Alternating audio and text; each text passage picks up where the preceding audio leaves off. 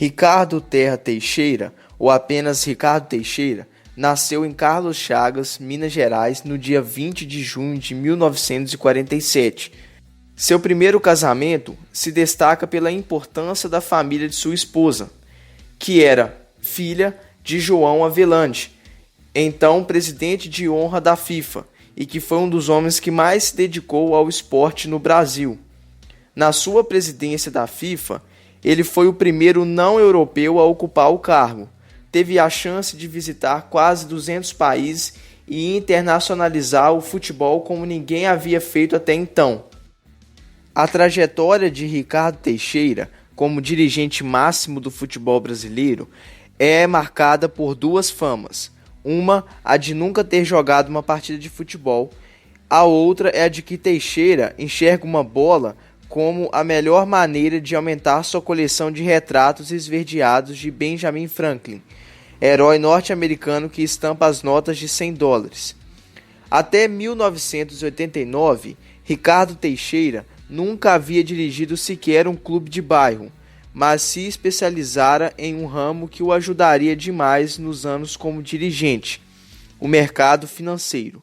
Mesmo tendo abandonado o curso de Direito na Pontifícia Universidade Católica do Rio de Janeiro, no 4º ano, incorporou o título de doutor no período em que esteve no trono da CBF. Começou a vida profissional como operador na Bolsa de Valores do Rio e depois, com a ajuda do pai, virou sócio de uma corretora de investimentos em Belo Horizonte, que o obrigava a viver na ponte aérea. Teixeira gaba-se de ter sido um Midas do mercado financeiro, onde enfiasse a mão, o valor triplicava. Segundo ele, ganhava muito dinheiro, mais do que viria a lucrar na CBF. Não era bem assim. Em 1986, o sogro teve de socorrê-lo. Em Jogo Duro, Havelange conta que primeiro entrou na sociedade, ao lado do pai e do irmão de Teixeira, além do próprio. E, quando viu que o negócio não ia dar certo, foi pedir socorro a um amigo. Quem topou abraçar a causa foi Antônio José Carneiro, então dono da maior financeira do país, a Losango, que hoje pertence ao banco HSBC. Um empresário conhecido pelo apelido de Bode no mercado financeiro, no qual começou a trabalhar também como operador da Bolsa do Rio. Hoje, Carneiro é acionista da Energia, empresa de Minas Gerais. Em meados dos anos 80, Havelange já tinha planos para o genro, a quem chamava de o filho que nunca tive. Desde que foi tirado do comando do futebol brasileiro, o então presidente da FIFA passou a agir nos bastidores, esperando a hora para dar o bote. Em 1983, a dupla cedeu uma sala de Minas Investimento, que ficava próximo à sede da CBF, para o comitê de campanha de Rubens Hoffmeister à presidência da entidade. O principal triunfo da dupla era a candidatura do Brasil à sede da Copa do Mundo de 1986. Caso Hoffmeister vencesse, teria o apoio de Havelange na FIFA para o empreendimento megalomaníaco naquele momento em que o Brasil enfrentava estagnação econômica. Não bastasse a plataforma política discutível, a escolha de Hoffmeister não foi das mais sensatas.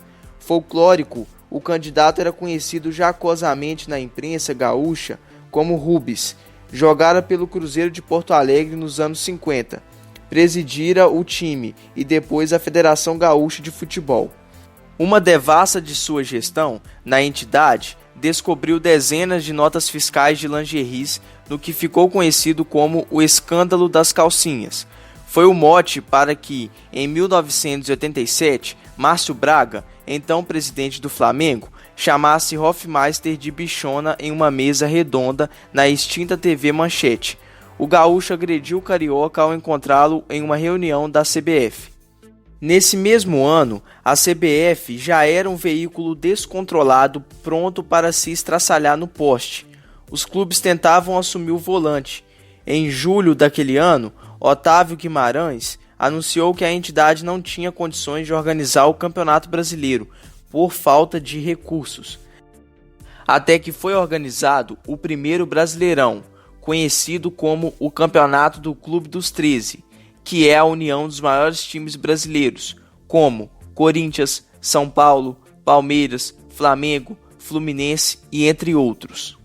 Esses times disputariam a chamada Copa União. Porém, a CBF decidiu que os finalistas da Copa União, também chamada de Módulo Verde, teriam que enfrentar Guarani e Sport. O quadrangular decidiria o campeão brasileiro. Flamengo e Internacional se recusaram a jogar, e a fase decisiva viu 10 de seus 12 jogos terminarem WO pelo não comparecimento de pelo menos uma das equipes. Tamanha confusão só favorecia a candidatura de Ricardo Teixeira. O novo Cartola já estava no aquecimento, pronto para entrar em campo na politicagem. O genro de Avelange vendia a imagem de modernidade e de administração profissional, de quem tinha experiência no mercado financeiro. Em meio à zorra, ele e o sogro mantinham clubes e federações em rédea curta. O principal articulador da campanha de Teixeira era o presidente da Federação Goiana, Luiz Miguel Estevão de Oliveira, irmão mais velho de Luiz Estevão, que em 2000 entrou para a história do país de maneira pouco honrosa, como o primeiro senador a ser cassado.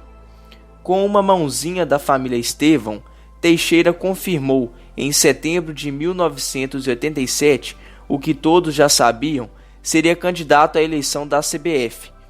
E mais, declarou-se a favor do impeachment do então presidente, assim como de 22 dos 26 presidentes de federações. A dupla Guimarães-Shed se manteve no comando da entidade até o último dia do mandato, mesmo com a ameaça de intervenção federal. Em 16 de janeiro de 89, Ricardo foi eleito presidente da CBF. No dia seguinte, foi saudado pelo diário Gazeta Esportiva com um título sintomático: "O futebol mostra a sua cara. Nova?" Foi sempre difícil saber onde terminavam os negócios da CBF e começavam os da dupla Avelange-Teixeira.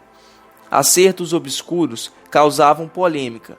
Até a conquista da Copa dos Estados Unidos, em 1994, Teixeira teve sua gestão na entidade marcada por várias controvérsias. Uma delas é a do ano de 1990, quando a CBF ainda devia os bichos da Copa de 86. Teixeira disse: "Tínhamos fama de caloteiros, tanto que um jogador chegou a me pedir, antes de um amistoso, para ver o dinheiro do bicho que seria pago naquela partida. Ele não acreditava que tivéssemos a grana." Fato que foi noticiado em uma entrevista. E ele ainda complementa: "Não estávamos preparados. Eu mesmo não estava, pois assumira pouco antes a presidência da confederação." No mesmo ano, ele deu um pulo do gato. A CBF abriu mão de sua única grande receita, o dinheiro oriundo da loteria esportiva.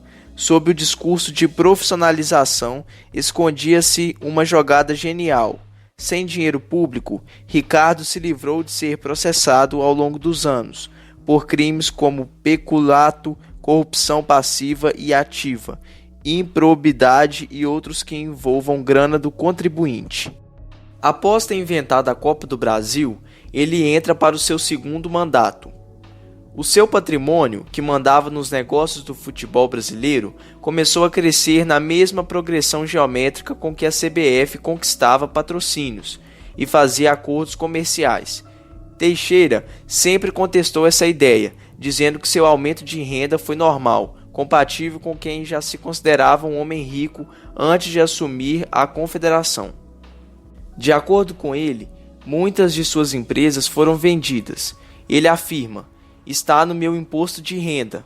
Só por uma delas, a Minas Investimentos recebeu um total de 2,5 milhões de dólares.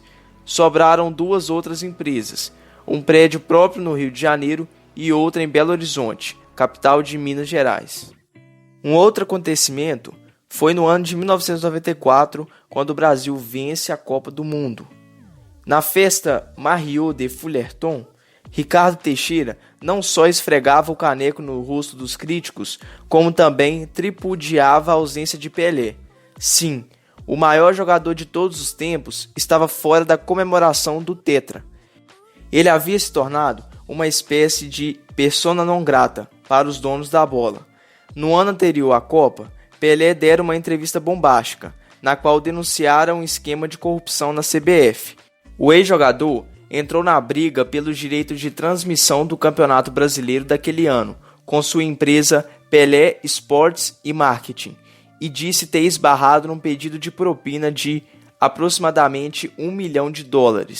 Na época, José Ávila, um dos homens mais poderosos dos bastidores do futebol brasileiro e criador de um império bilionário, processou o rei do futebol.